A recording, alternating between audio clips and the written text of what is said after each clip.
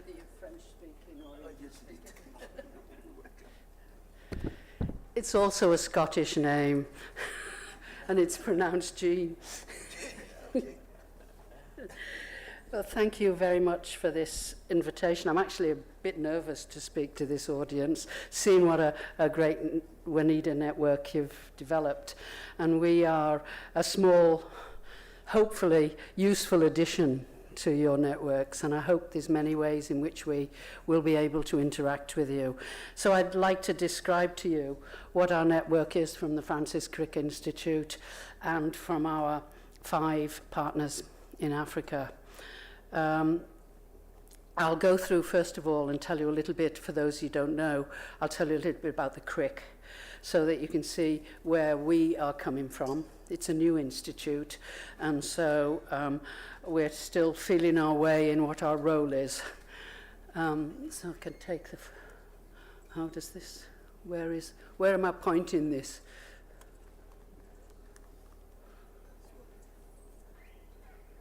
Wait a minute.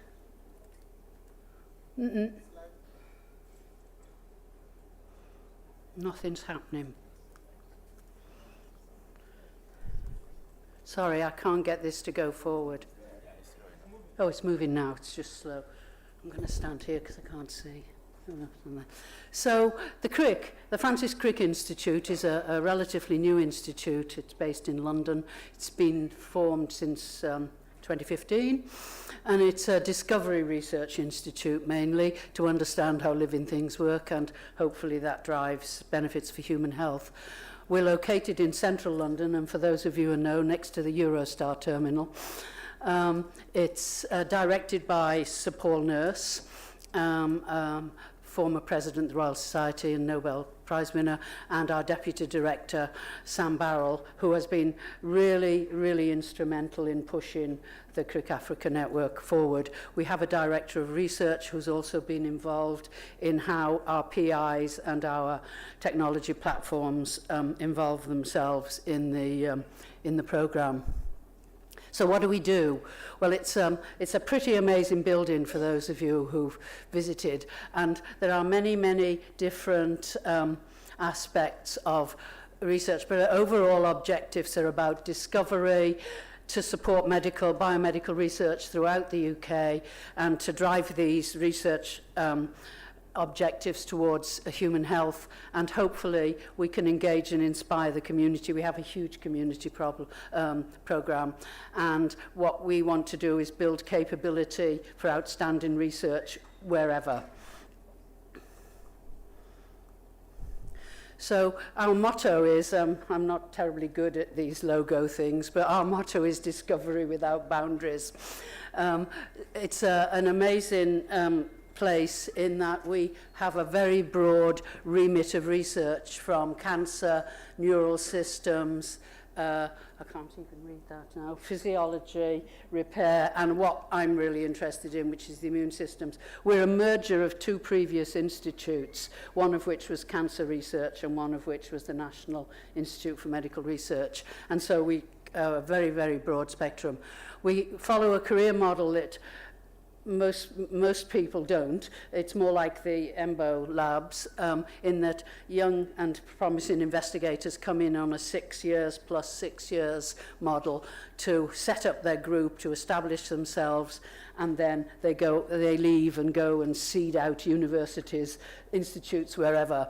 It's proven in EMBO to be very successful. We're an institute of about 2,000 people. We have more than 60 countries. We have 100 group leaders and lots of postdocs, PhD students, technical specialists. We have, we're an institute that has several partners in London, Imperial College, University College and King's College, and they are part and parcel of the institute, and they commit to some funding as well as our main funders, Cancer Research UK and the MRC and Wellcome. And so we have lots of university partners visiting us. So there's a real dynamic. It is a building with a buzz. And we also have applied scientists co-located with us from various pharma partners. We have clinical career pathways, clinical group leaders, and postdoctoral appointments also for clinicians.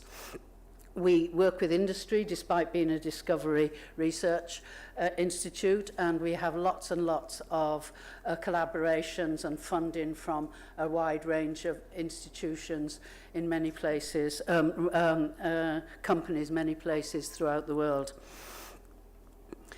But what I think puts us apart and what set us thinking about how useful we might be in a broader context in Africa is that we have really amazing science and technology platforms which are run, managed and developed by leading scientists in the particular technologies who are world leading and who do lots of research. And so they don't just provide a service for us, they tell us the best way to do things, how to do it better than we're already doing, to be involved in our experimental planning. And we have about 17 technology platforms, as well as being an NMR centre for the UK. We have the Worldwide Influenza Centre, and we also have a big consortium for cryo-EM. So basically, every need can be catered for. And I think this is where we can offer something probably to the world, but certainly in an Africa context. So how could we support African science? Well, we have several groups, like myself, already working with colleagues in African countries on HIV, TB, and malaria. And now we have new groups coming working on hepatitis and cryptosporidium. So we really have similar research interests, and we already have connections. We could help this, therefore, support African postdocs' research progression, and our technology platforms would be able to support development, setup and use of state-of-the-art technologies which are necessary to support research.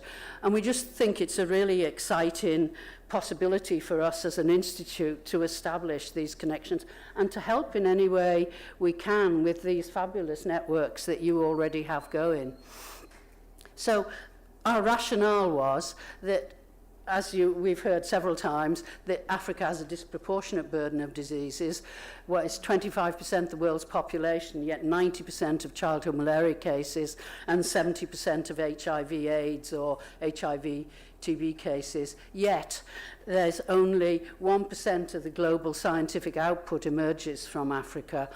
And on all our collaborations, the thing that stands out to me when we collaborate with our wonderful African postdocs and PhDs is they feel they don't have good career progression, that it's really hard for them to make that next step.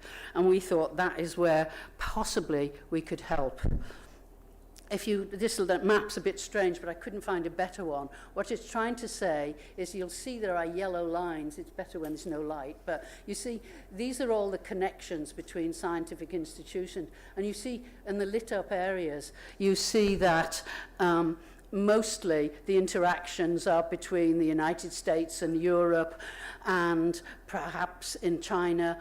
But really, in Africa, the interconnections are still not very strong, and perhaps that's because we don't have a big basis of young African scientists establishing their own careers and networking to make their own sustainable future. And if you compare a postdoc or PhD in the UK, you'll go from PhD, it's pretty easy to get a postdoc, and there's lots of funding available at that stage, and it's more difficult, it's difficult anywhere, but it's more difficult to become a research independent leader, so setting up your own group. But there are many, many more opportunities. There's lots of places to go to. So while it's not as easy as going from PhD to postdoc, there are still possibilities. And if you don't want to go down the classical route, there are lots of other possibilities. There's, of course, biotech, as we heard beautifully from Yao yesterday, how important that is. Well, those possibilities are really open to postdocs in the UK. They can go into publishing, they can go into the science organisations like the Royal Society, and there are just so many more opportunities. If you compare that to what's happening to the postdocs and students who we work with here, is the progression from PhD to postdoc is quite difficult. There are funding programs for PhD students. Many go out of the country to do their postdocs, and if they want to come back, that pathway from here to here is really difficult. Their available funding is more limited, and the other possibilities you might have at this stage, like becoming a biotech leader or into publishing and things, are much more difficult. And we thought this is a gap in the market. This is really somewhere where we could help. We're not a degree awarding body, so we can't take PhD. We do take PhD students, but they don't graduate through our institution. They have to graduate through our partner universities. We have postdocs, but what we could help with here is perhaps trying to find a mechanism to help postdocs to progress to some sort of independence on the African continent. And so I told you what we have. What we can help is this extremely talented PhD and postdoc pool that we have. I have to say that we've had some of the most brilliant collaborators with young investigators in our various institutions in Ghana, in Kenya, the Gambia, and they all say that many of them would like to stay or come back to their country, and there needs to be possibilities for them, and it is very difficult at the moment to move to an independent post. And then on top of that is the difficulty in setting up and maintaining the research infrastructure, which the CRIC does very well. So we set up a partnership with 5 institutions with whom we work in Africa already. The MRC unit in the Gambia, the MRC UVRI unit in Uganda, WACBIP, Stellenbosch, and the University of Cape Town. And that actually was just reflecting at the time our current collaborations, and it's very easy, or rather it's much easier to set up a network with people you already know, so you know how you work, but of course there's always possibilities to expand. So in I can't remember exactly when the call came out, 2017, there was, fortuitously for us, we were thinking about this sort of role, a call came out from the Global Challenges Research Fund of the UK Research Institute or Research Councils, and they were offering to fund 5-year programs, and in a bid led by Robert Wilkinson, who was here somewhere over in the corner, we put in an application, and we were successful. And this application was to fund African Career Accelerator Awards, which comprised 18 2-year career fellowships, and the idea was that these fellows could come back and forward between the CRIC and their partner institute as and when they needed, that they would have some trilateral mentorship or supervision from their partner institute, from the CRIC, and an STP. And all of these research fellowships at the time focused on HIV, TB, and malaria. We set everything up with roadshows, symposia, and associated workshops so that people could get an idea what the CRIC was, how they should make an application, how they should write a research proposal, and then they submitted their research proposals. They were all assessed by our partner institutes. We just facilitated the collecting of references and things. And so we selected 18 very, very talented postdocs. We have a wonderful network, actually. It's a really functioning network. We have annual network meetings, London and Africa. We have many more interactions for different things. And of course, people are coming and going from the CRIC. So it's just very dynamic. And we can train them also in specialist technologies. So we had expressions of interest from all over Africa, and we ended up selecting fellows from a number of countries, as you can see here. And these people worked either in one of our partner institutes or another institution or university allied to our partner institutes. So we have 2 institutes here in Senegal. We have the Centre Suisse de Recherche Scientifique in the Côte d'Ivoire and Makera in Uganda, and they will work in partnership with our partners, and it has been tremendously valuable. There's lots of photographs because what this is about people.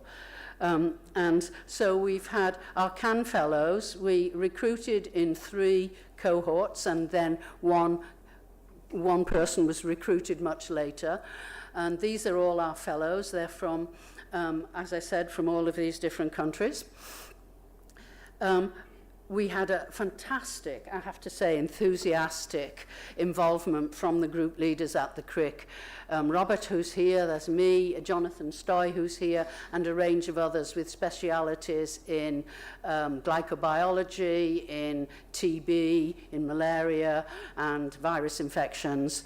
And we also had wonderful help from our science and technology platforms, and these people were all involved at the very beginning, and some of them continue to be involved in mentoring and working together with our fellows, even though some of our fellows are finished. Our partners are, some of them you'll know really well, Val Mizrahi at UCT, Gordon Awandari here at WACBIP, Gerhard Walzel at Stellenbosch, Ben Luz at Stellenbosch, Steve Coase, who's here today from Uganda MRC, and Umberto D'Alessandro from the Gambia, and a number of really willing and enthusiastic project supervisors from the various institutions.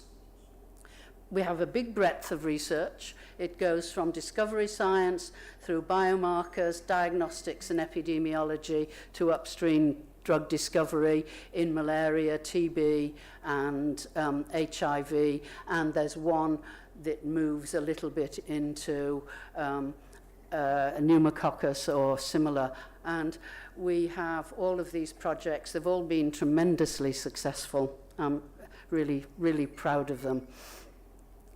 So if I could just give you an indication, this program is really flexible because the only interaction the fellows needed to have with us was to get on with their project, and Jenny, our program manager, facilitated them in everything they needed to do that. Then came the pandemic. And if it had been a normal grant proposal, it would have been much more difficult. But we were able to allow several of our fellows to pivot their research to COVID. And as you heard beautifully yesterday from Peter Quashy, he completely switched his research program very, very successfully to SARS-CoV-2. He plays an important role in policy briefing and giving data to governments and on the situation in Ghana. He's part of Ghana's COVID-19 response. He's had numerous publications already, and he's a member of a successful consortium with the CRIC, the West Africa, West Indies, West London consortium looking at the immunology of SARS. Similarly, Yao Bediako, originally in WACBIP, now, as you heard yesterday, the CEO of Yamachi. He leveraged his Cannes resources towards understanding COVID infections in Ghana, and this formed the basis of his successful Colestus Juma Fellowship, and he's a member also of this WWW consortium. Alizan Mbengu from Institut Pasteur Dakar has extended his program to look at the interaction of malaria and SARS-CoV-2, and Kate Webb in UCT leads the biobank of pediatric samples there for COVID. So we feel very proud that they've managed to be flexible and move their research into an area that was needed at the time, and we're really pleased that we were able to let them do that. In addition to their research and their roles in their university and their travels to the CRIC, we've provided training towards leadership, towards grant writing and public speaking and engagement, and we had 2 RF workshops, one in the Gambia and one in South Africa, which was, the training was delivered by RF. Most of our fellows really enjoyed this, and I think it's been very valuable, and I think it's something we should think of much more about how to become a leader. I think that's really key for these people.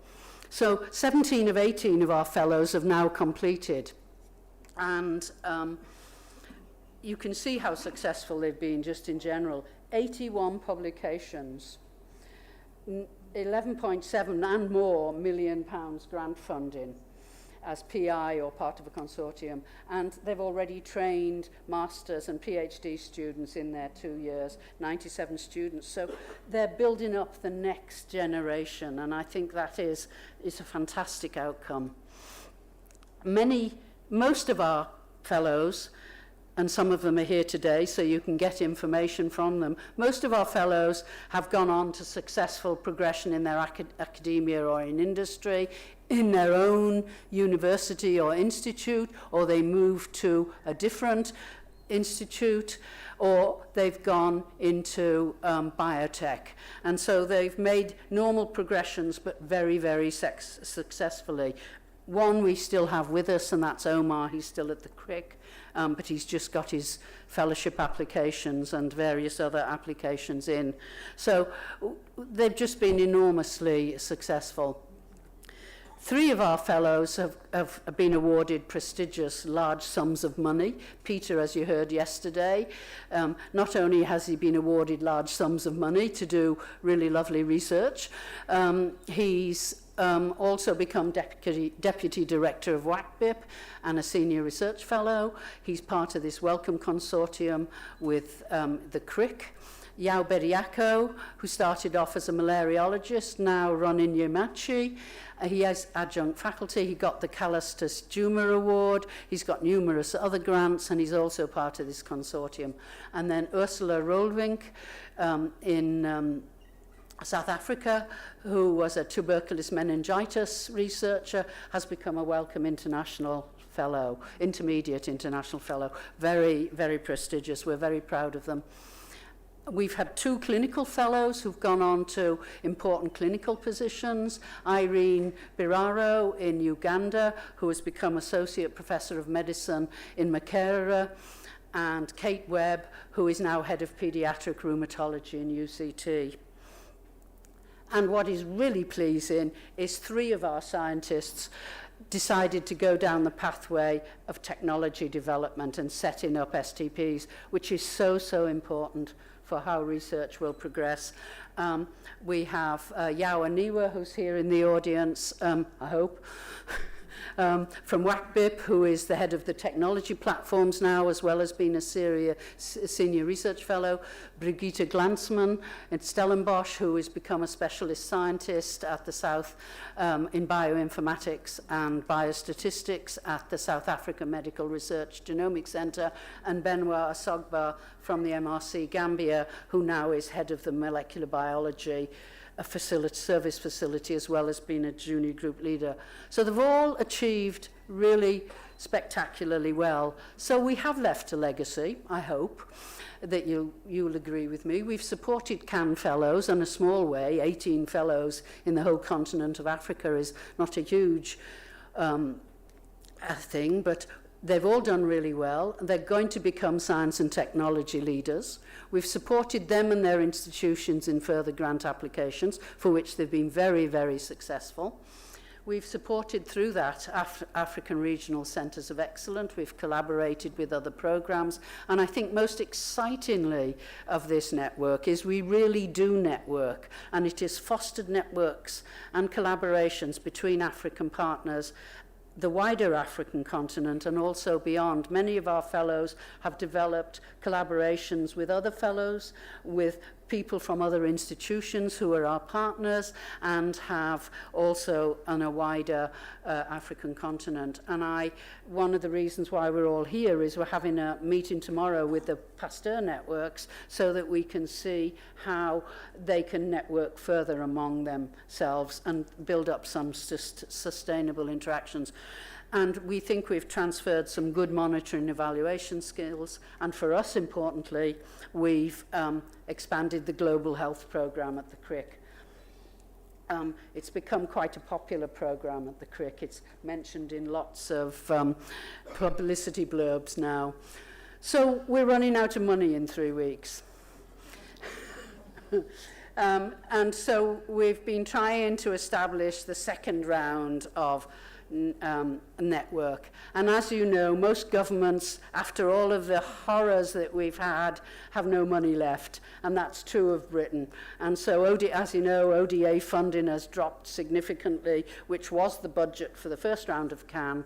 And so we're desperately scrabbling around trying to find other funding. We're very optimistic. Our new program will be slightly modified, and it will be modified depending on how much income we get in the end. But we will widen the research areas aligned with all our partners, and we will include NTDs, antimicrobial resistance, and probably non-communicable diseases, according to what our partners want to do. We can facilitate that in the Crick because we have a broad enough scientific base. We will emphasize on translational potential for a large number of the fellows, because listening to Yao yesterday, I think, tells you that it is a very important arm to develop a sustainable research and development. We'll take a greater diversity of fellows. We'll be from our current partners and hopefully more other universities.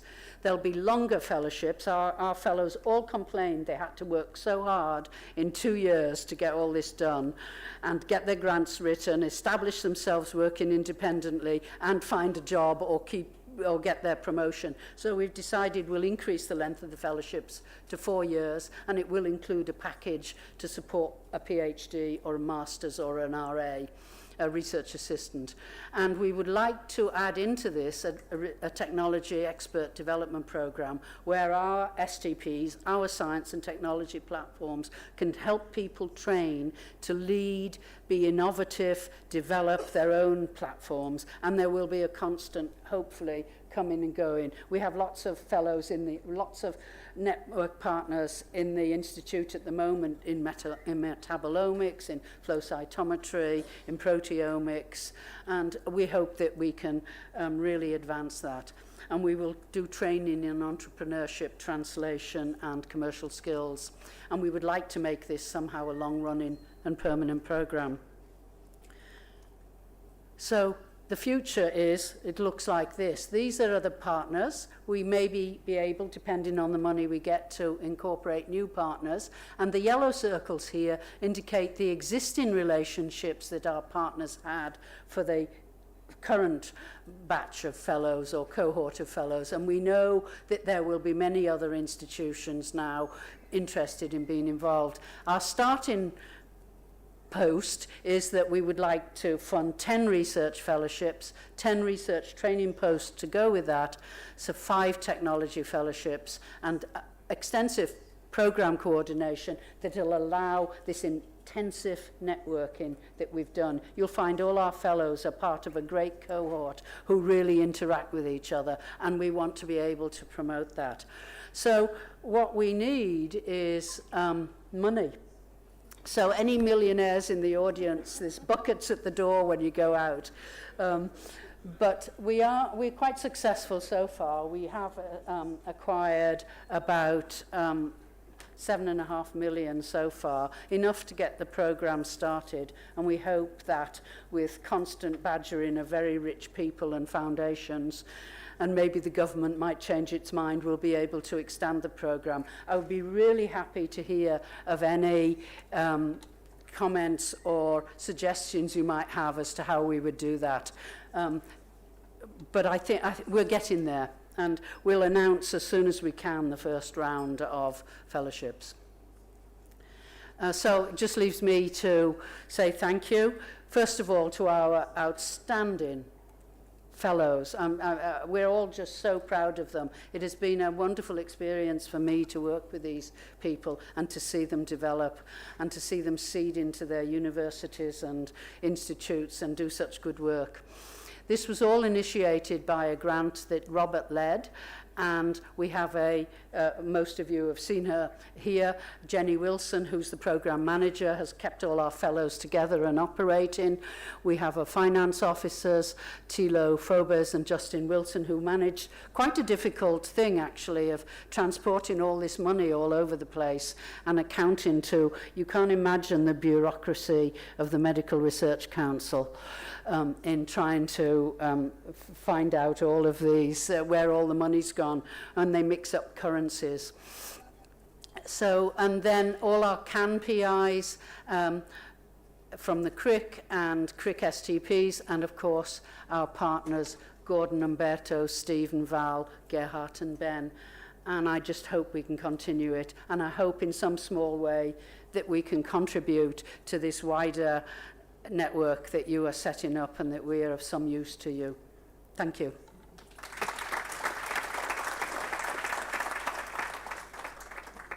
Thank you, Jane.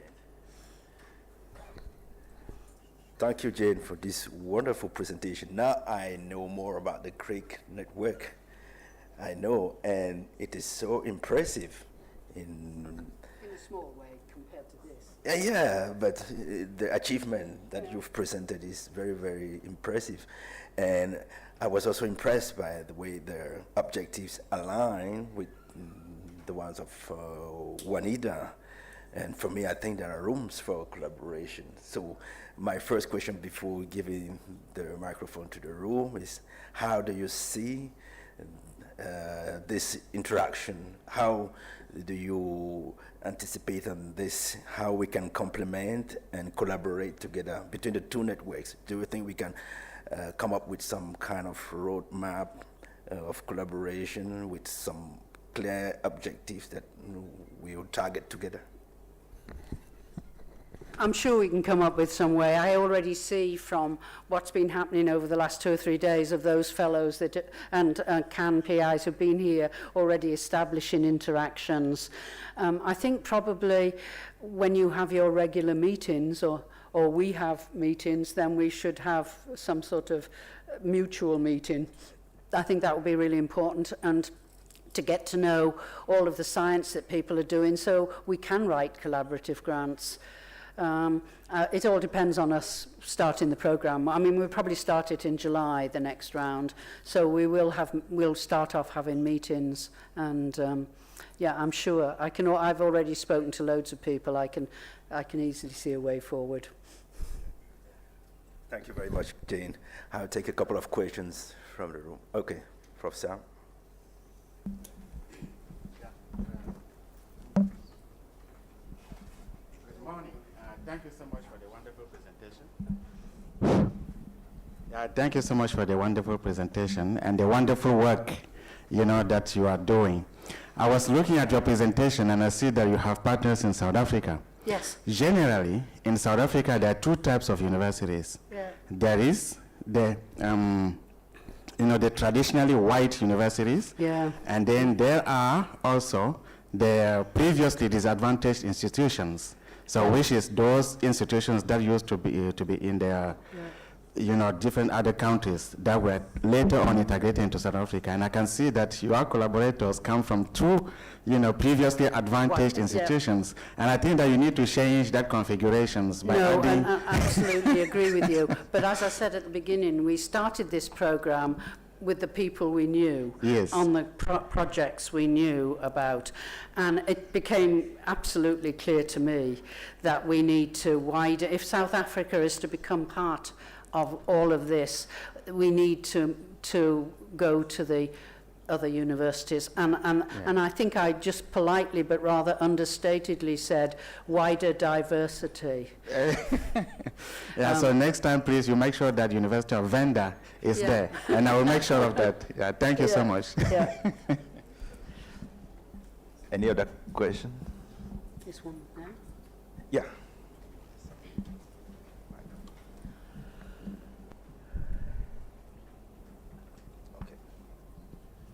Okay, thank you very much for the wonderful presentation.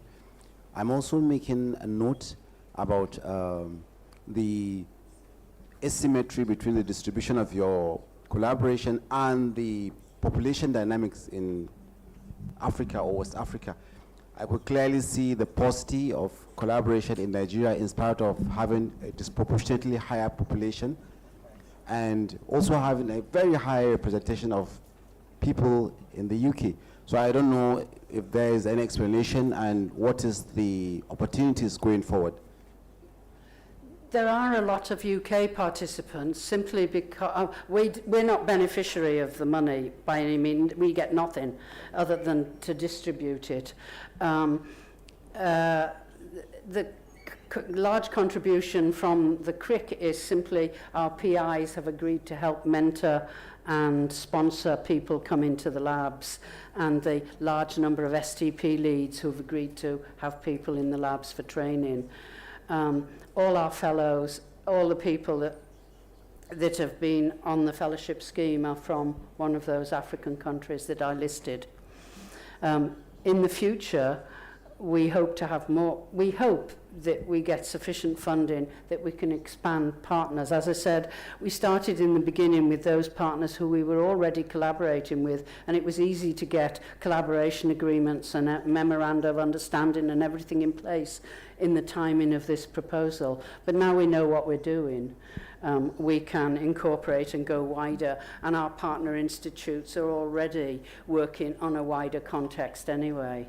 So there'll always be a lot of CRIC people because people will want to come to the CRIC to do some training or a specialist technique, and they'll go into a CRIC lab to do that.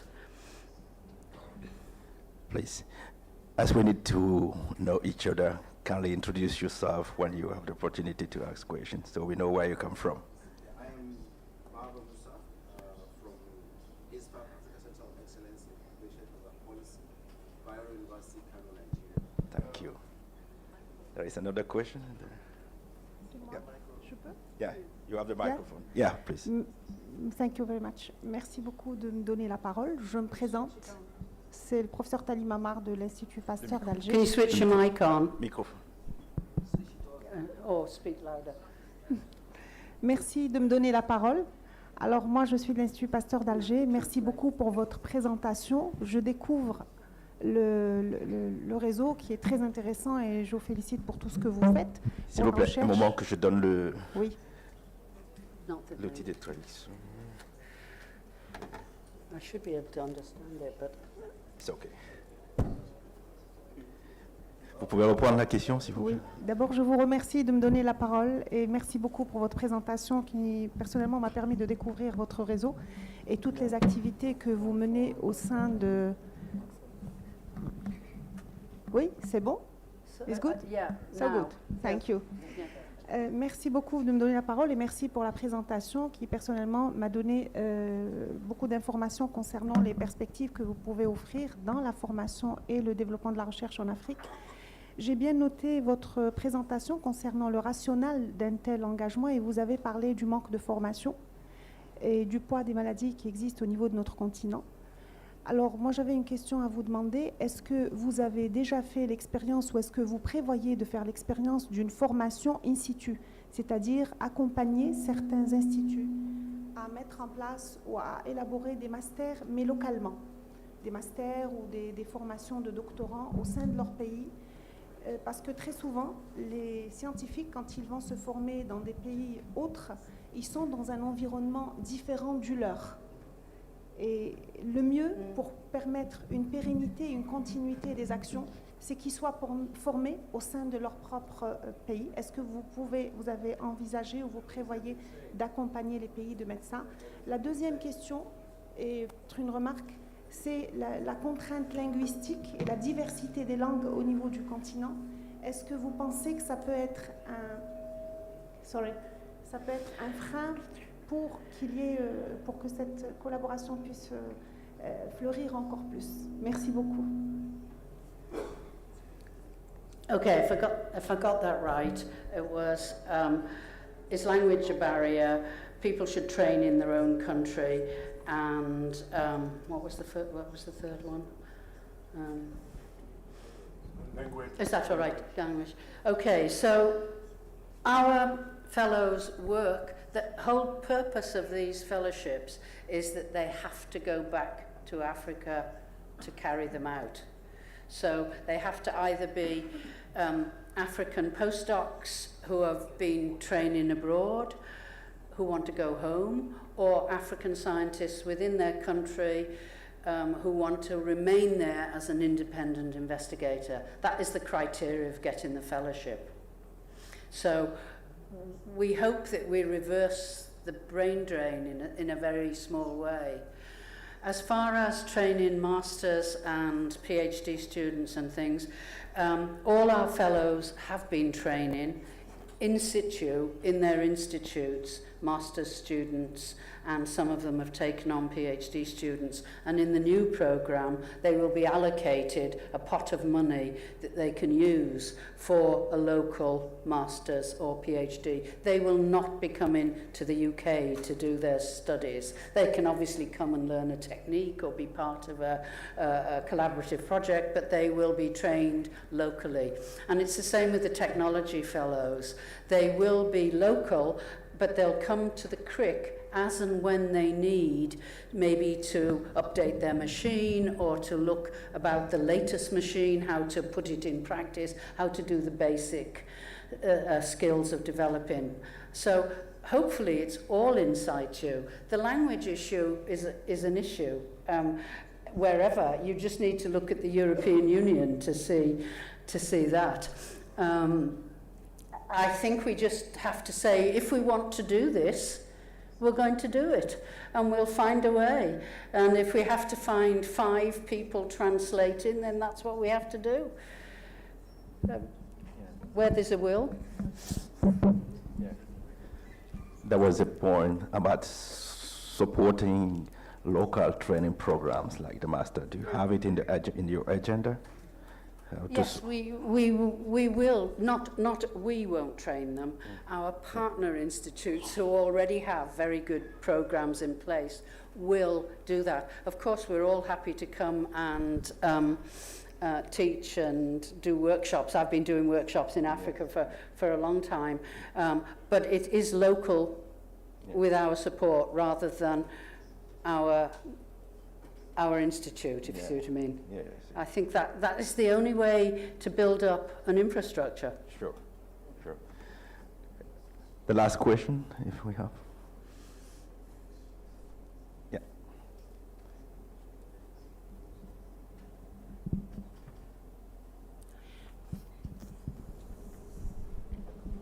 Yes, thank you. My name is Janet George from Tanzania. I've seen that you started with you are focusing more in clinical research, but now my question is, are you planning to expand from there into health systems research? Because what we've seen, especially in COVID, for instance, the vaccine were there, but the level of vaccine hesitance that came up, it means there's a need now to integrate the social science into the research, the hard science that we are doing. Because whatever that we are doing, if we are not able to get it back to the communities to solve the real problem, the science that we are doing will go down the drain. So as much now as we are talking about multidisciplinary research, is there any plan to expand that as you are doing the clinical research, we have another group or build the capacity of social science group to make sure they are able to translate what is being done in the science into the community? Thank you. Thanks for your question. It's really an important one. We can only support what we know and what we do. And we're a basic discovery research science institute. We don't have social scientists or even large-scale epidemiologists. So I think that is possibly somewhere to think about interactions between networks to do that. If we focus on what we're good at, but knowing there are downstream issues about acceptance and carrying out programs in the public health domain, then what we best would do would be to collaborate with people who do that. And I think our partner institutes probably already do that. And so our work would be, we could not take, for instance, a social science postdoc into the CRIC because we don't have the wherewithal to train. But if that is something that's needed, then we would have to think of how we could merge, say, with something that WANIDA does or something that WACBIP or MRC units are already doing in their communities. I think that would be the most constructive way forward. Thank you very much. I didn't pay attention to time because the talk was very, very interesting and discussion too. I want to thank Professor Langhorne for this impressive presentation and the discussion that will continue. So a round of applause for Professor.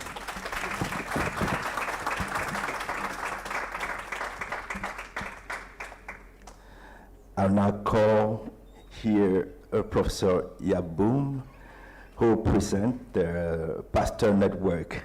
So Professor Yaboum, on behalf of the Pasteur Network, we also present their activities to us and the possible parts of collaboration between networks. And Professor Yaboum is the Executive Director of Institut Pasteur de Bangui, Central African Republic. Professor Yaboum, welcome. Thank you.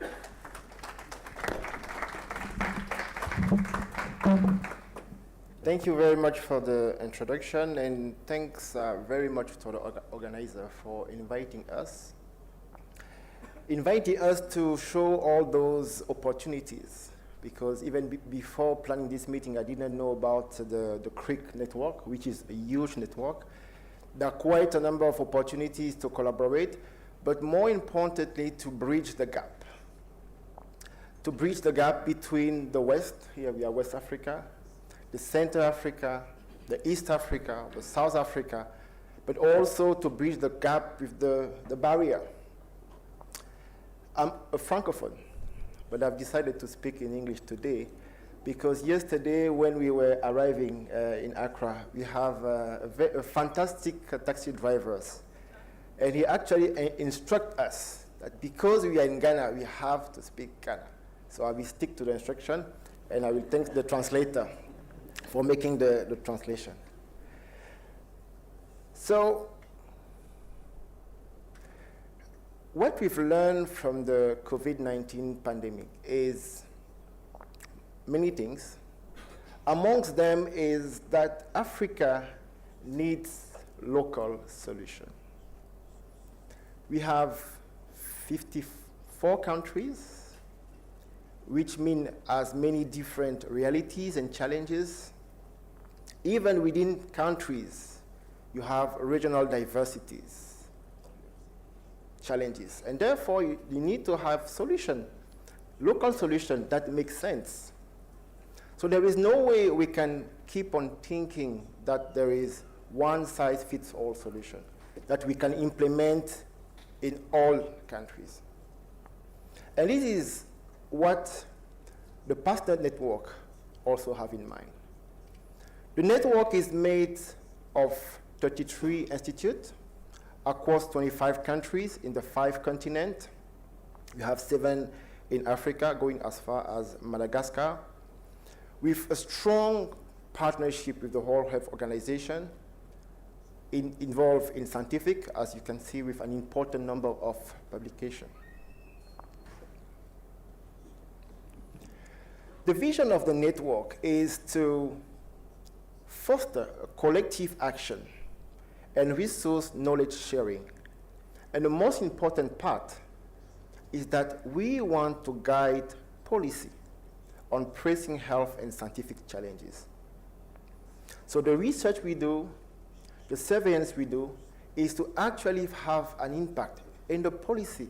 So each country can use the evidence that we generate to adapt the solution and the response to the challenge that they are facing. The first of our shared value is equitable partnership, which is quite a challenge when you consider the largest of the network, But also when you consider that in the network you have people in Brazil, people in Madagascar, people in Niger, people in France, of course, it's quite a challenge to ensure that we have all the researchers being at the same level. But it's really one of our shared values. Collective interest, knowledge and resource sharing, and member of autonomy. So every institute has its own autonomy and decide on finding, implementing research that makes sense for the environment. After me, Dr. Ronan will show what is happening in Niger with the CERMES as an example. When we look at our network and what we do, we rely on our global footprint, which I already mentioned, our presence in the 5 continents with more than 5,000 researchers, engineers, technicians spread across the globe. And one of the things that make us unique is the presence in Francophone countries and data desert. And that is critical, especially today as we are talking of bridging the gap, bringing different network. Those Francophone countries, in one way or the other, are left behind. If you take the example of the country where I'm working currently in Central African Republic, the Pasteur Institute is definitely one of the only, if not the only, research organization doing what we are doing. If you go to Niger, the CERMES is definitely one of the only. While those countries are facing most likely the most important challenges, malnutrition, malaria, monkeypox, all those. So while they need a lot of support, you won't find enough research organization. So we are there, and we'll be happy to discuss tomorrow again with the CRIC on how we can bridge the gap and the WANIDA as well. So I mentioned already the local legitimacy, which means our institute are either embedded within the Ministry of Health or are one of the strongest partners. That ensures that what we are doing makes sense in terms of response, but also in terms of generating the different policies. The international importance I already mentioned. The last one is the R&D and innovation investment. We are deeply engaged in biotechnology research, but also what include therapeutic, diagnostic, and vaccine innovation. As you may all know, our continent is exporting around 95% of the vaccine that we are using. So there is definitely something wrong that we need to address.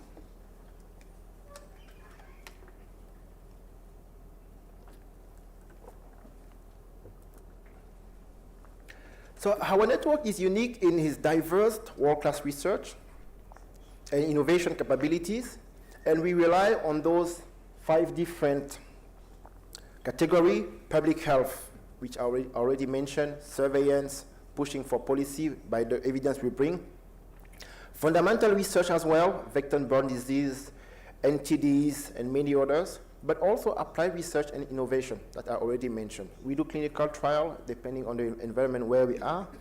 We've moved, and then we are stressing a lot on manufacturing. We've been manufacturing for many years antivenom vaccine in Tunisia, in Algeria, was present today here, but also now in Senegal, where the IPD is doing a fantastic job in implementing the vaccine so that we can have our continent being autonomous or independent. The last bit is the mobility and knowledge transfer. So I was happy when Jan was presenting the opportunities of having our people not only moving across our institute, but going abroad.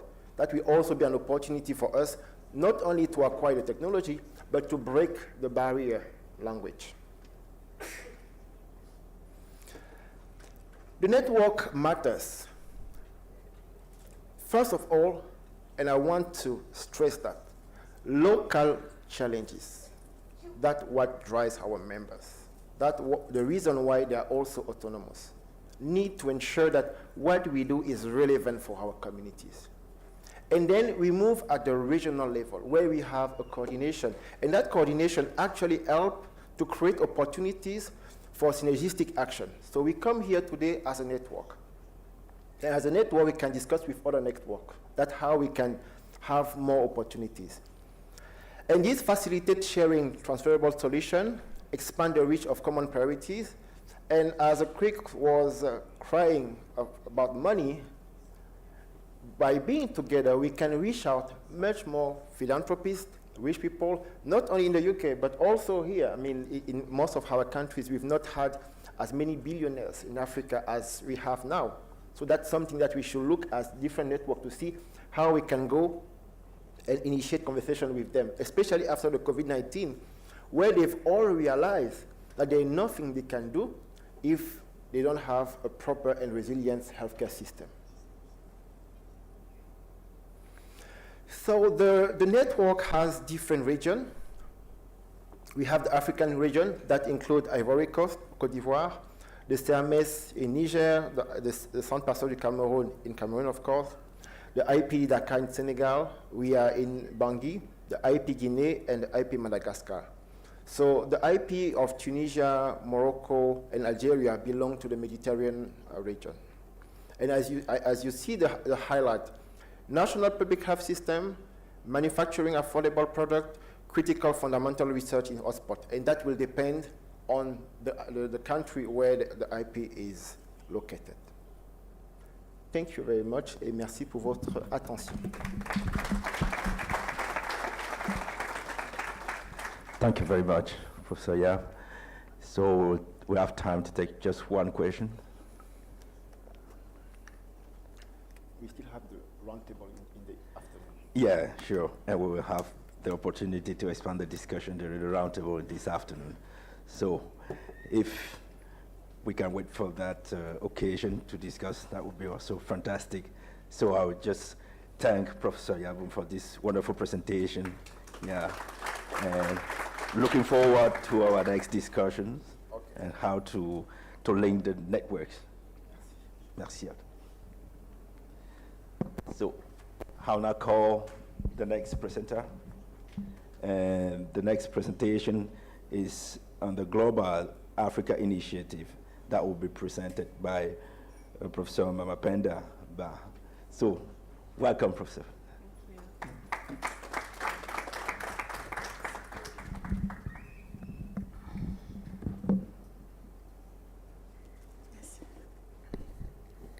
Bonjour tout le monde. Moi, je vais parler en français, donc je vous laisse le temps de mettre vos écouteurs. Ça me laisse aussi l'occasion de remercier les organisateurs et d'apprécier la très belle tenue de cette conférence. Donc oui, je vais parler d'un aspect extrêmement important dans la recherche, c'est-à-dire la publication et la dissémination.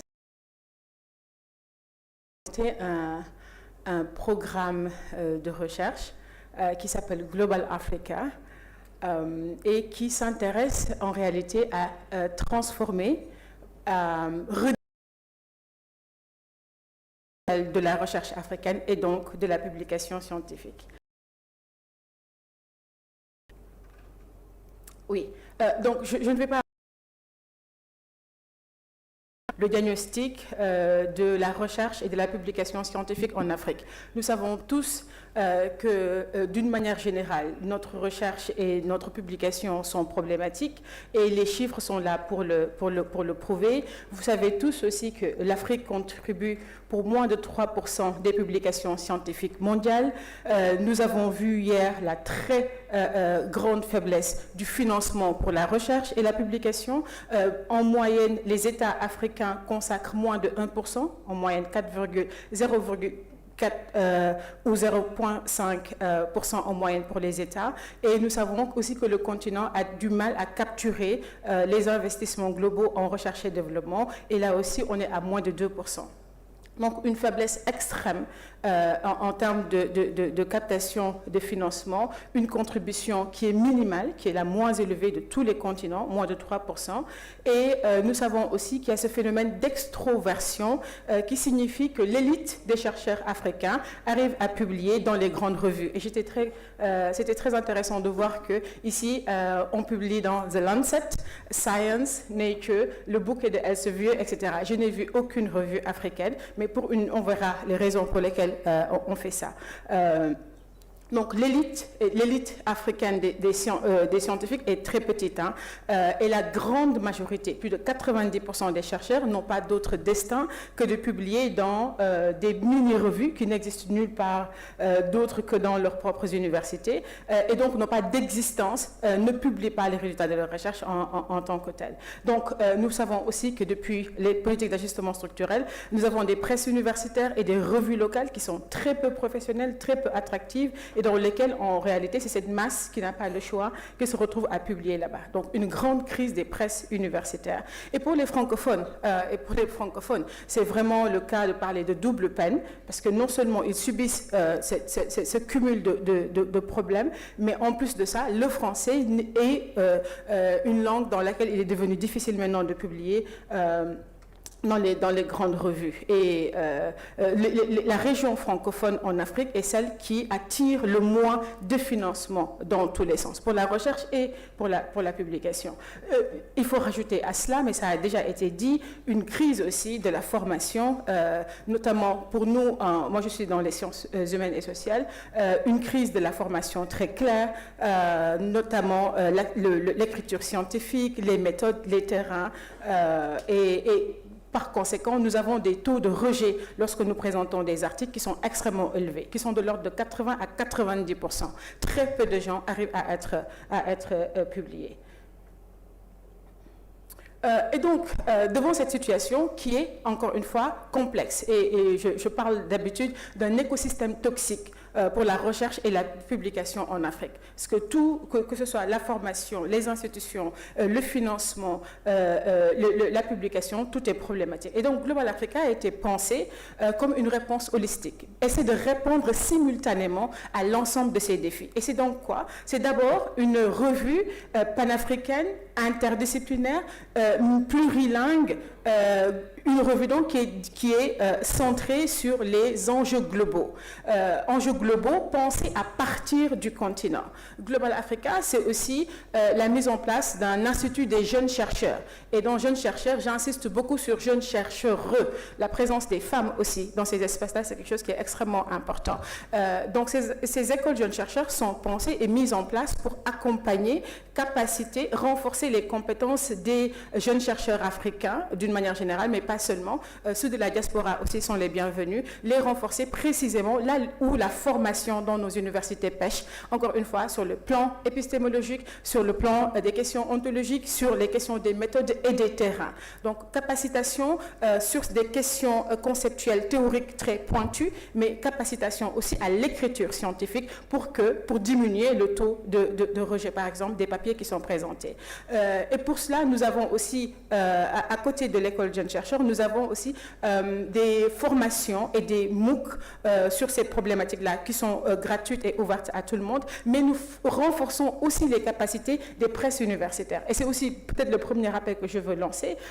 Nous sommes très engagés à, encore une fois, redynamiser les presses universitaires en crise, en partageant des ressources humaines, des moyens financiers et techniques pour, encore une fois, redynamiser ces presses. Et la dernière composante, c'est l'organisation régulière de symposiums, de conférences, d'ateliers pour que les voix africaines, les résultats de la recherche africaine soient entendus à un niveau global. Ces rencontres peuvent être virtuelles ou en présentiel. Je vais aller un peu plus vite. Et la gouvernance Global Africa, c'est donc un réseau de 13 partenaires internationaux. Ce programme est porté par l'Université Gaston Berger, où vous avez le CIA Mythique, par exemple, et l'Institut de recherche et de développement, l'IRD en France, l'Université internationale de Rabat au Maroc, le LASDEL qui est à la fois à Niamey et à Parakou, donc au Niger et au Bénin. Mais à côté de cela, nous avons aussi les deux institutions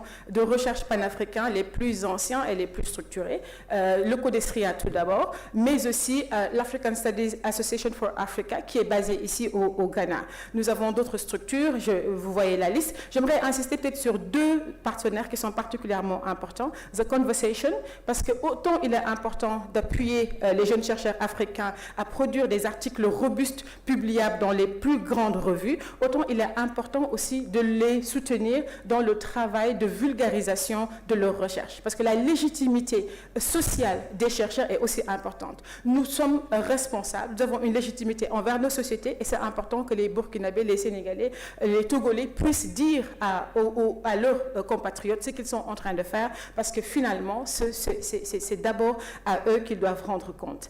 Donc, The Conversation, mais aussi le réseau des journalistes scientifiques d'Afrique francophone.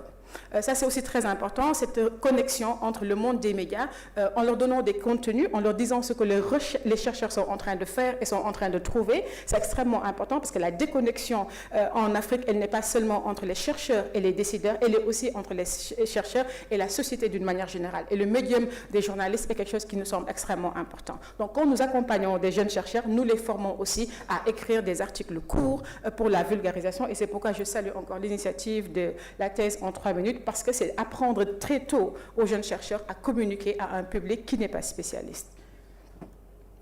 Et donc, la revue en particulier, donc 4 dispositifs, mais je vais insister ici auprès de la revue. Donc, Global Africa, c'est une revue, comme je l'ai dit, interdisciplinaire, plurilingue et une revue diamant. Je vais commencer par ça. C'est une revue qui est en open access diamant, c'est-à-dire sans APC. C'est une revue qui se veut de standard international, extrêmement rigoureuse, qui respecte évidemment tout ce qu'il faut comme standard en termes de comité de lecture, d'évaluation, etc. Donc, c'est une revue qui est disponible en ligne gratuitement et les chercheurs n'ont pas à payer, ni leurs institutions. Donc, sans EPC, on a pris le package suprême, le paquet diamant. C'est une revue et je suis contente que le débat sur les langues ait déjà été posé parce que c'est un débat qui est politique, c'est une question d'engagement et de volonté. Jean l'a dit, c'est une revue qui publie en anglais, en français, mais aussi dans les langues africaines. L'arabe, on a commencé par le swahili, mais nous espérons au moins que les abstracts vont être maintenant progressivement traduits en Hausa, en Bambara, en Fulani, en Yoruba, en Igbo, etc. Et ça dépend vraiment de la volonté des chercheurs. Nous sommes en train d'essayer de voir ça. C'est quelque chose qui est politique et qui est extrêmement important et personne ne le fera à notre place. C'est extrêmement important. Donc, tous les articles, et ça c'est très important, tous les articles sont traduits minimalement en français et en anglais. Et tous les articles ont leurs résumés qui sont traduits dans les 4 langues, nécessairement. Ça demande beaucoup de temps, beaucoup de ressources. Et à la suite de Jean, je demande aux bailleurs dans la salle de nous appuyer dans cette politique des langues parce que ça prend du temps et ça prend beaucoup de ressources. Mais il faut le faire. Nous sommes aussi une revue trimestrielle, donc nous publions 4 numéros par an parce qu'il y a énormément de possibilités et de capacités. Et vous pouvez vous dire, mais pourquoi une revue en sciences humaines et sociales se trouve ici alors que, voilà. En fait, et je vais finir très rapidement, monsieur le modérateur, nous travaillons sur les transitions, nous travaillons sur les enjeux économiques, énergétiques, démographiques, numériques, sanitaires, écologiques, technologiques, etc., à partir d'approches pluridisciplinaires et aussi interdisciplinaires. Je crois que nous sommes tous conscients que le silo disciplinaire est quelque chose qui ne fonctionne plus et nous devons apprendre à faire de l'inter et de la transdisciplinarité. Et j'en veux pour exemple le numéro 2 qu'on a publié au mois de décembre, Africa and the World in Viral Times, l'Afrique et le monde durant la Covid-19, et vous avez ici le lien. Et dans ce numéro, qui était absolument passionnant, je trouve, nous avons évidemment une masse importante de socio-anthropologues, mais nous avions aussi des épidémiologistes, dont le directeur adjoint de l'OMS, qui est aujourd'hui en charge des maladies tropicales négligées, Ibrahima Socéphal, qui a fait une interview, ainsi que le directeur du Centre de recherche et de formation en infectiologie de Guinée, le CERFIG, Abdoulaye Touré. Donc, des épidémiologistes ont publié dans ce numéro, des climatologues. Hier, il y avait une discussion extrêmement intéressante sur pourquoi l'Afrique a eu moins de cas. Ils ont éliminé la question climatique. On a beaucoup dit que c'est parce qu'il faisait plus chaud ici. Ils ont prouvé que c'était vraiment quelque chose à discuter, à revoir. Nous avons des écologues qui publient. Les revues sont vraiment ouvertes. La revue est ouverte aux jeunes chercheurs, aux chercheurs juniors. Nous avons 2 doctorants qui ont publié dans ce numéro, à côté de grands noms dans le monde des sciences humaines et sociales. On connaît tous Didier Fassin, Collège de France, etc., extrêmement reconnu, a publié à côté de jeunes chercheurs. Ça, c'est aussi un équilibre très important à trouver. Et le constat général de ce numéro, entre autres choses, c'est qu'il n'y a pas de revue francophone africaine en santé publique. Et ça, c'est quelque chose qui est extrêmement important. C'est peut-être aussi ma deuxième interpellation à WANIDA, mais pas seulement WANIDA, l'ensemble des réseaux de ACE Partners sur l'importance, dans la construction en amont des projets, de mettre des éditeurs.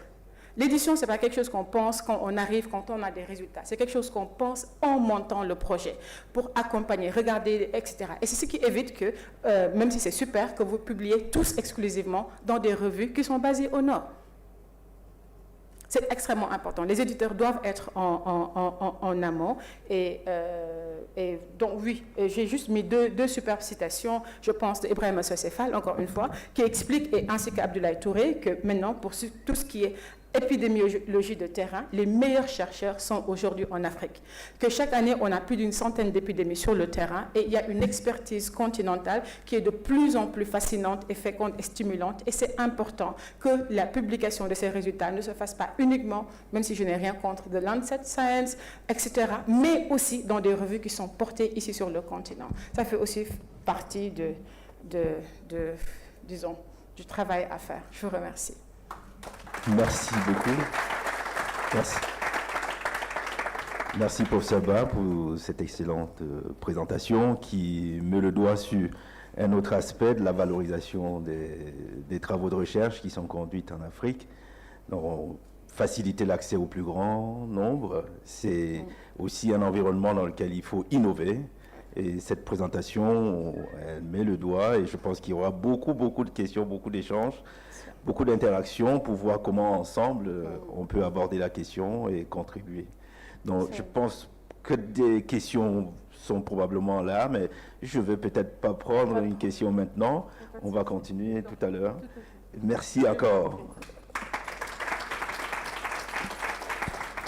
Alors, je vais introduire maintenant le dernier orateur de cette session. C'est le docteur Onan Jambou qui va nous présenter le CERMES du Niger, donc, qui fait partie du réseau des Instituts Pasteur, c'est le centre de recherche médicale et sanitaire. Donc nous accueillons maintenant nous donnons la parole au professeur Onan Jambou pour nous présenter ce laboratoire qui vient de rejoindre le réseau WANIDA avec l'IRCV du Niger. Okay, thank you, Professor Nicholas. So I will follow Professor Yap. As we are in Ghana, I will speak in English, even if I totally support the previous talk of my colleague about multi-languages. So it's a pleasure and an honor to be here and to join the WANIDA network. I will speak, I'm the scientific director of CERMES, and I will speak on behalf of my general director, Professor Awasabo, who is currently in Paris, so we switch the destination. So CERMES is a public institution in Niger. Yes. It was created in 1980 as on behalf of the West African Organization for Disease Control, and after several years, he joined the Pasteur Network. Now it's a public institution from the Health Ministry, but affiliated to the Pasteur Network. So, as I said, our boss is the Ministry of Health, of course, but we have also formal link with the Ministry of Higher Education and Research and Finance, of course, but also with the Pasteur Network, because we have convention with the Pasteur Network and the Institut Pasteur in Paris. And we have also informal link with the university, the regional health institution and regional academic institution. So we have a lot of partners to support our research and actions. So nowadays, the vision that we have is about to anticipate the problem of health in Niger.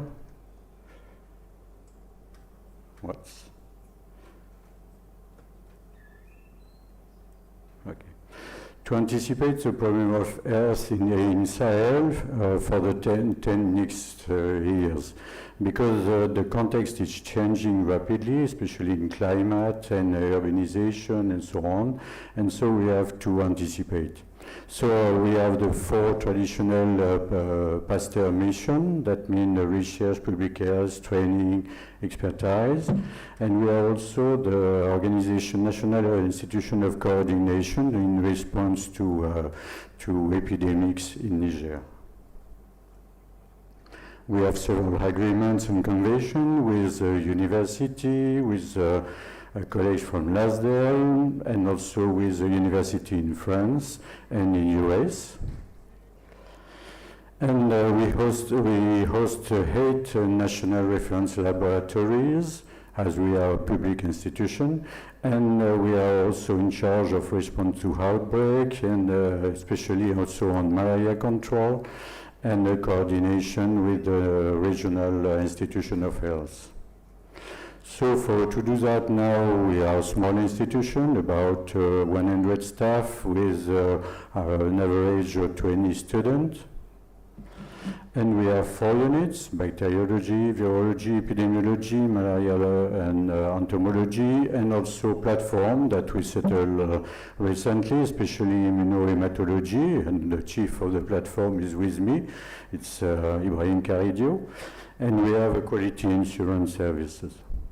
So the topic of the CERMES changed along the years, of course, and it started with meningitis, schistosomiasis, and now we move to respiratory disease, polio, emerging disease, malaria, and of course, COVID. So we have a training center. Training center has a great role for the training of healthcare workers from the public institution, also for students. So we have training modules in public health, intensive course, master modules, and now we are setting e-learning platform to disseminate the modules to all the country, because the country is very large and it's quite difficult to have all the students from everywhere.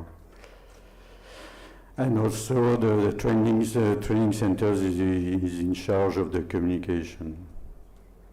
So the current activity that we have in CERMES. First of all, for the last 2 years, of course, we were working on the COVID. In epidemiology, mainly on healthcare workers and their family, blood bank, delivery women, general population, and also on variant of the SARS-CoV-2, especially in virology, also genetics diversity studies, and diagnostic tests, the study. But also we have to settle, most of all, to settle the diagnostic for all the Niger, because there are no other health research center in the country. So we were in charge to settle the diagnostic for all the Niger, and after for the travelers. So we have to manage 12,000 tests a month for the last 3 years. Other topics in CERMES: meningitis, health care of women, respiratory viruses, survey of hemorrhagic fever, and vector and plasmodia distribution and resistance, and study on malaria control, adaptation of the strategy with the national program, and also in bacteriology, survey of several bacteria and epidemics, and also program with colleagues from the US on mass treatment with azithromycin. And the new platform of immunology is now working also on a disease from the red cell, that means sickle cell anemia, thalassemia. And also we are developing now a program on cervical cancer and hepatocarcinoma. So where are we going for the next 10 years? Oh, something happened. Something lost. So if we are looking at the map, where is the Niger? It's simple. We are in the center of the Sahel area. So we have to work on Sahel and on changes that will occur in the Sahel. And it's why we discuss a lot the last 2 years about what will be the future of CERMES for the next 10 years. And we discuss about determinant in change of the Sahel, and we list them. And we have very important change that will occur, especially climatic change, but also urbanization, migration, because you know that Niger is the center point of migration from south to north and to in the African region, West African and Central African, legal or illegal migration, of course, but it's this migration have a very big implication in public health. So the major threat that we decided to address was most of all women health, of course, malnutrition, but emerging disease, and also drug resistance and newly emergence of cancer in relation with virus, environment, and so on.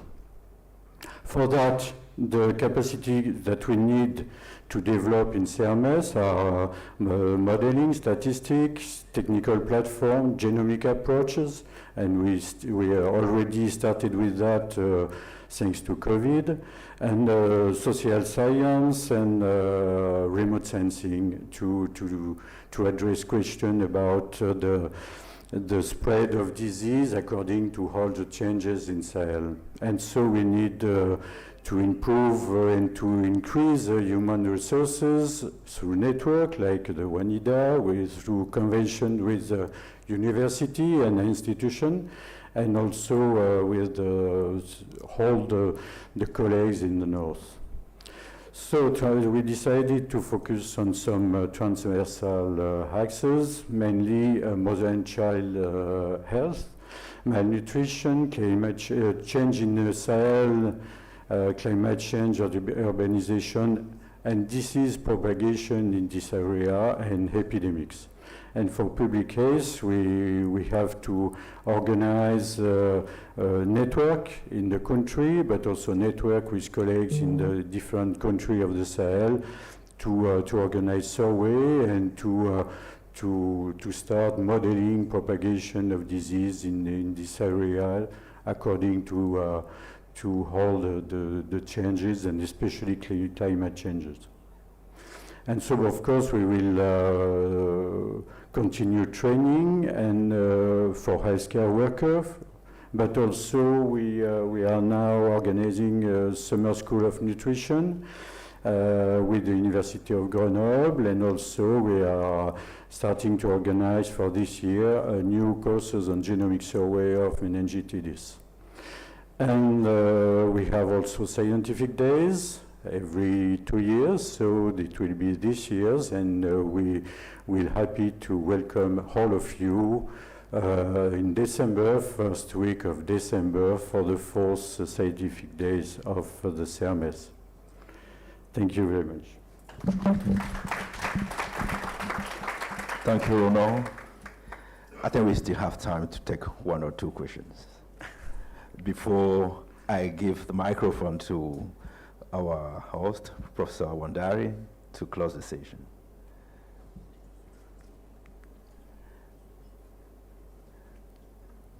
If there is no, I can ask one. You, hold on. Now that you are a new member to this network, yeah, you want a comment and your expectation. What do you expect from this? How do you think the network can benefit SEMERS? The main thing that we can organize is to first to apply for grants altogether, to exchange student and research, especially to exchange our technology, to use our technology platforms, and not to go each time to the north. It's better to stay here. I think that we have a lot of opportunities altogether for training and for also for platform. Maybe we can also think about going together to buy equipments, because each time we are several institutes, we can obtain better prices, especially for genomics. If we want all to buy a sequencer, so maybe we can apply all together to buy 10 and not one. We will have better prices. And also for maintenance. The major problem that we have in all the country is maintenance of the equipment. Maybe we can thinking to organize a network of maintenance, or maybe to apply for contract with the firms, but all together, because it will be cheaper to organize that. I think that maybe that seems to be housekeeping activities, but we have all this problem to get reagents and to have maintenance in Niger. It's quite not easy. So I think it's the same for everybody in this room. So we have a lot of things to discuss, sometimes practical things. Not maybe high science, but practical things also, because it will be efficient, I think. Thank you, Ronan. I think this is also a very important point, how WANIDA can be a negotiator for services and supplies on the continent.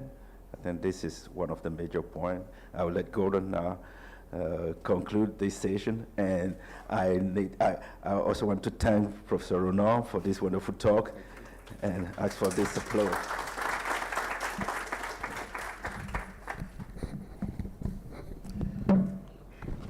Good morning. I didn't hear a response. Good morning. I don't think anybody's hungry, no? I think it's been an exciting morning.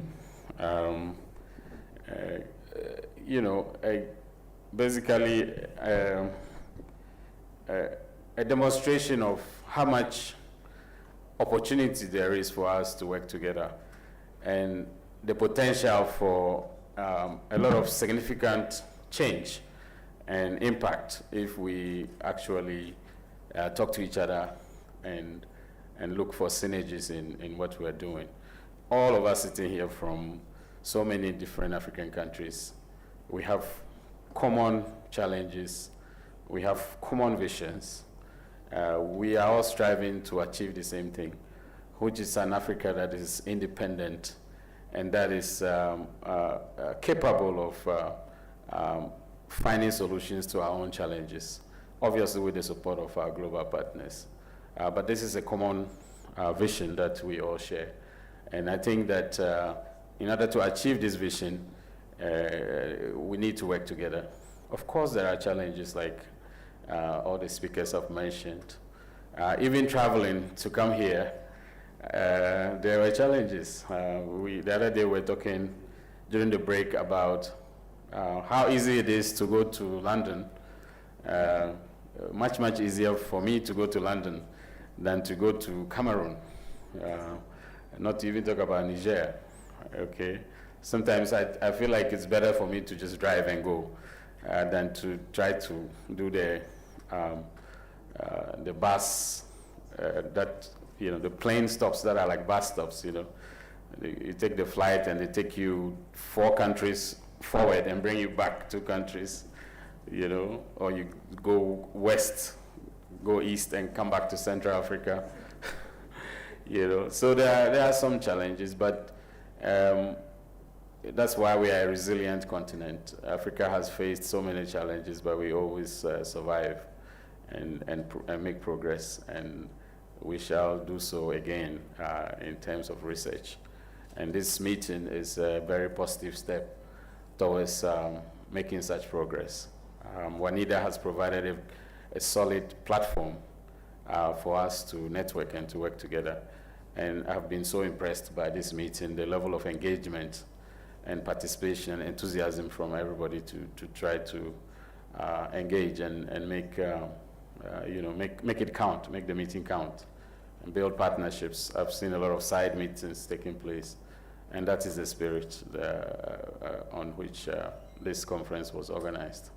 So we would end the session now, take a break, continue more discussions during the poster session, and then we'll reconvene at 11 or so. What time is it? I think, we'll now go for break, and I think there are some indications that the Some moderator will announcements? tell us. Yeah. Okay, all right. So Thank you, Gordon. thank you very much. Yeah.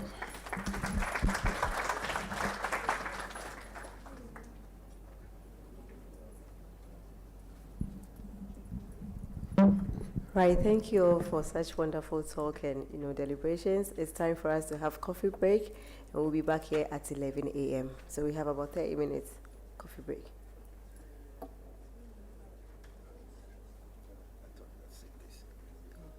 It's about to announce coffee break and networking and poster.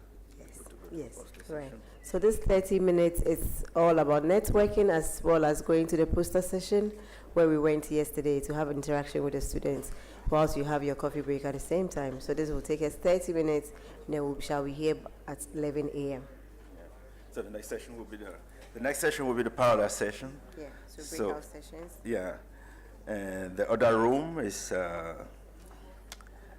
the Azealia near the lobby.